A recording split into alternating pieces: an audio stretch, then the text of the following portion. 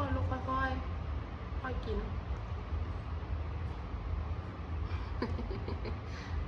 ข้า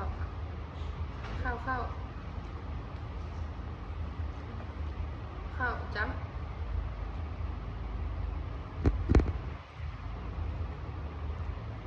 เอาแค่ข้าวคือผู้กินก่อนข้าวคือผู้กินข้าวจ้ำแล้วกินลูกเอาข้าวนี่นะจ้ำแล้วก็กินแล้วบัดนี้กิน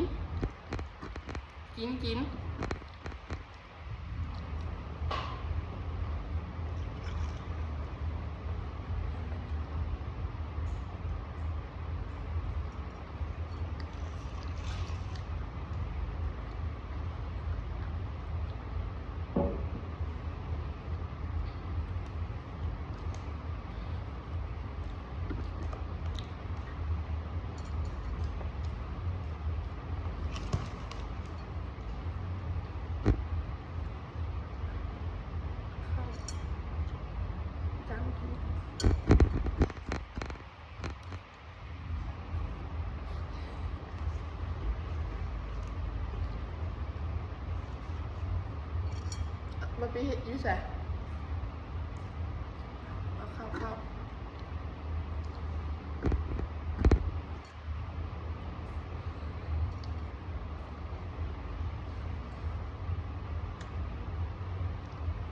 อยๆย่ำเลยลูก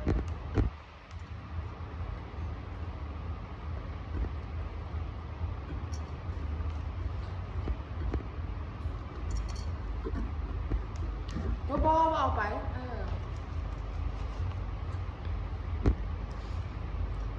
กินมามีข้าวอ่ะอันนี้ก็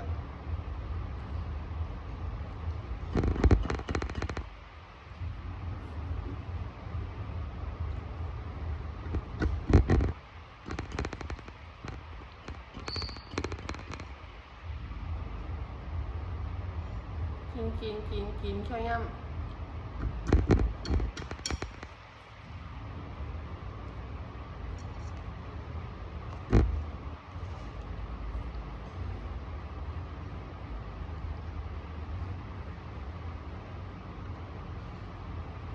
ไปใส่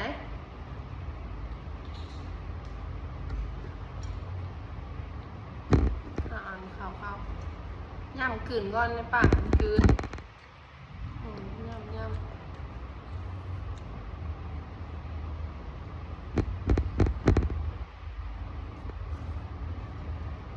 ย่ำก้อนเบิดอะไรในปากค่ะ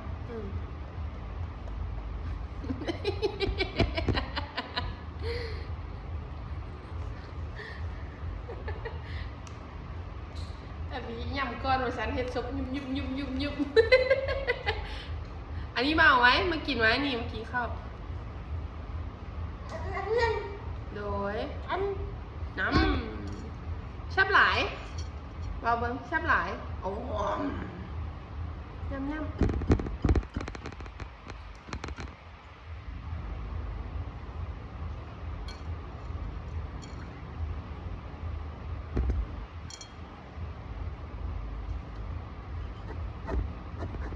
บ่เฮ็ดจังซั่นแม่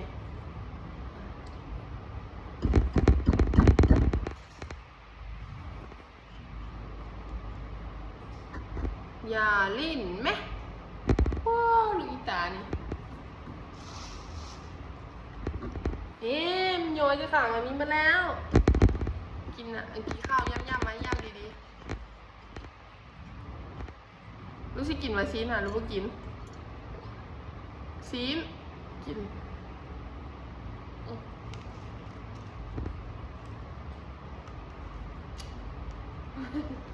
แล้วมันหลายหัวอะไรรู้มั้ย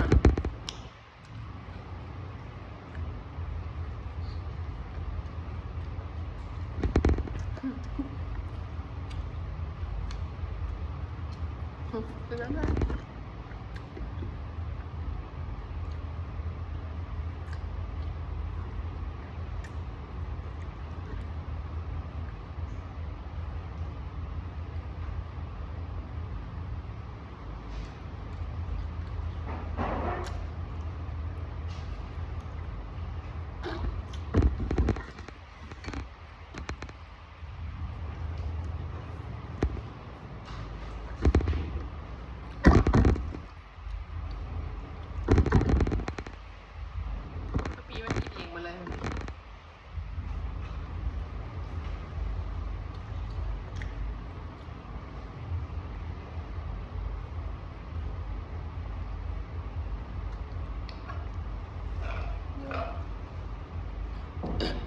นเองกินไปเลย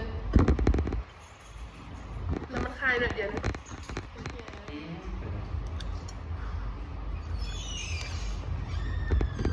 บอกเอาไปลูกป้าไว้ป้าไปเอาโตนี่อ่ะโดยป้าไปเอาโตที่นั่นป้ามาป้าที่ไหนป้ามา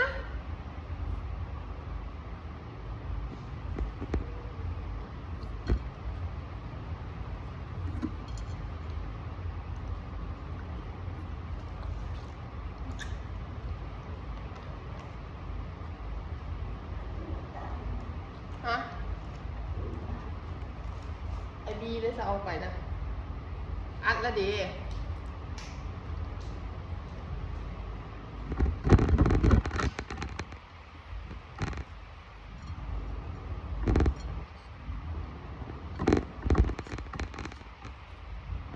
ค่อยกินลูกอื่นก่อนยำจะก่อนนั่นทิมเปลือนยำก่อน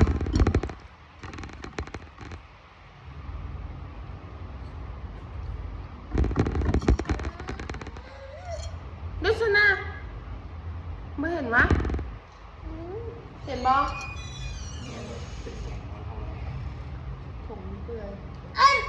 ทั้งที่รถจอดไม่ผมนะคะ